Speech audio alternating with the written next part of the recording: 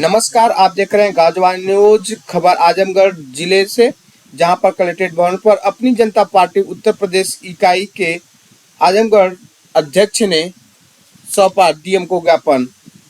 अपनी मांगों को पूरी करते हुए आजमगढ़ में दलित, आदिवासी, पिछड़े अल्पसंख्यकों पर हो रही जुल्म और अत्याचार की बढ़ती घटनाओं को लेकर डीएम को 5 सूत्रीय मांगों को लेकर ज्ञापन सौंपने के बाद क्या कहा, आइए सुनते हैं।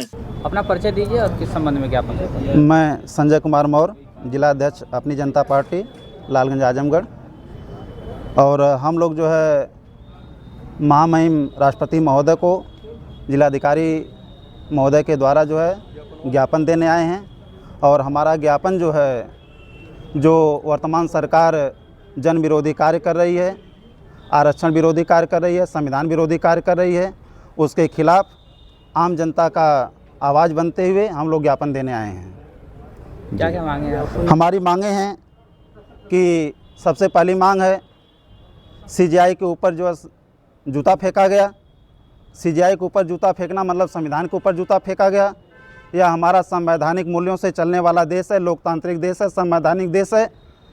हम इसका अपमान नहीं सहेंगे। इसलिए जो सीजीआई के ऊपर जूता फेंका उसको जो है तुरंत कड़ी से कड़ी कार्रवाई करते हुए, देशद्रोह का मुकदमा दर्ज करते हुए उसे गिरफ्तार कर उचित और दंडात्मक कार्रवाई करने की जो हम मांग करते हैं। और पूरे देश में आदिवासियों के ऊपर, दलितों के ऊपर, पिछड़ों के ऊपर जिस तरह से जुल्म और ज़्यादती हो रही है, लेकिन सरकार आंख मूंद करके उसको जो है सब केवल देख रही है, उसके जो है खिलाफ हम लोग जो है ज्ञापन देने आए हैं। जैसे हमारे प्रदेश में, हमारे देश में दलित के ऊपर, आदिवासी के ऊपर, पिछड़ा के ऊपर जो है मलमूत्र लेप किया जा रहा है, पेशाब जो है किया जा रहा है, भागवत कथा कहने वालों को जो है सिर मुंडन किया जा रहा है, उनके ऊपर जो है मूत्र छिड़क करके पवित्र करने की एक घोर और घिनौनी संविधान विरोधी कार्य किया जा रहा है। लेकिन इसके प्रोटेक्शन में सरकार ने कुछ नहीं किया। इसके खिलाफ जो हम लोग ज्ञापन देने आए हैं। अच्छा, इस तरह की जो मानसिकता रखते हैं दलितों और पिछड़ों के प्रति, उनको क्या कहना चाहेंगे? हम सिर्फ और सिर्फ संविधान प्रेमी हैं और सरकार भी संविधान से चलती है।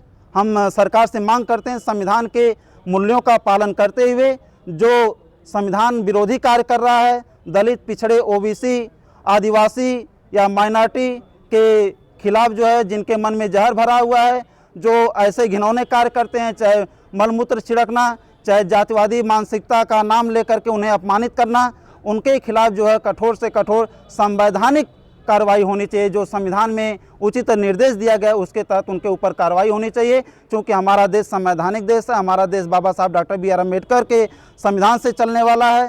उसके खिलाफ जो कोई आवाज़ उठाता है, संविधान विरोधी है, उसके ऊपर जो है दंडात्मक कार्रवाई होनी चाहिए। अच्छा, एक बाबा है, उनका कहना है कि संविधान जो है कि बी एन राव ने लिखा था। इस पर आपका क्या कहना है? हम विरोध ये लोग कर रहे हैं और इस पर आपका क्या कहना है? किसी बाबा को सर्टिफिकेट देने की आवश्यकता नहीं कि संविधान किसने लिखा है। भारत ही नहीं, पूरी दुनिया जानता है कि संविधान बाबा साहब डॉक्टर बी आर अम्बेडकर और उनके सहयोगियों ने मिलकर लिखा है। बी एन राव बाबा साहब के जो है एक क्लर्क थे, एक चपरासी थे, उनको चाय पानी देने वाले एक चपरासी थे, इससे ज़्यादा कुछ नहीं। एनसीआरबी की रिपोर्ट आई है, उसमें दलितों पर देखा जा रहा है कि यूपी में लगातार जो है कि अत्याचार बढ़ते जा रहे हैं और ये घटने का नाम नहीं ले रहा है। तो इसको लेकर सरकार को क्या कहना चाहेंगे? हम सरकार को यही कहना चाहेंगे कि आपकी केंद्र में भी सरकार है, राज्य में भी सरकार है, और आपकी ही एजेंसी ने जांच करके वह रिपोर्ट जो पेश की है, जिसके आधार पर उत्तर प्रदेश पूरे देश में जो है दलित उत्पीड़न, पिछड़ा उत्पीड़न और अत्याचार, लूट और बलात्कार के मामले में नंबर 1 है।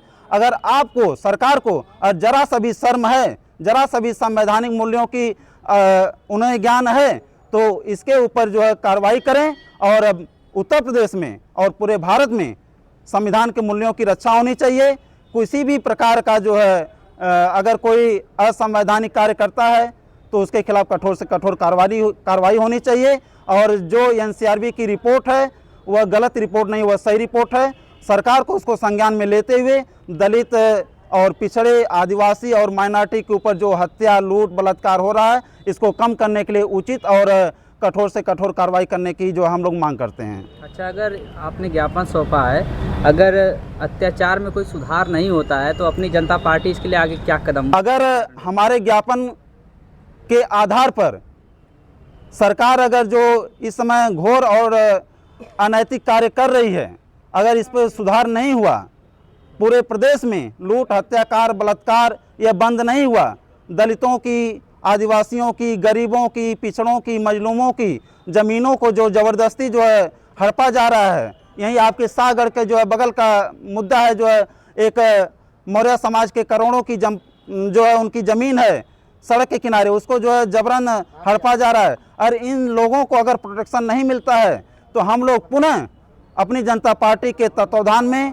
शेरे भारत माननीय स्वामी प्रसाद मौर्य के तत्वाधान में, उनके निर्देश में पूरे प्रदेश में धरना प्रदर्शन करने के लिए हम लोग बाध्य होंगे। मीडिया के चैनलों के माध्यम से आपने हम लोगों की मांग को दिखाया। आप लोगों को जो है बहुत बहुत आभार, बहुत बहुत धन्यवाद।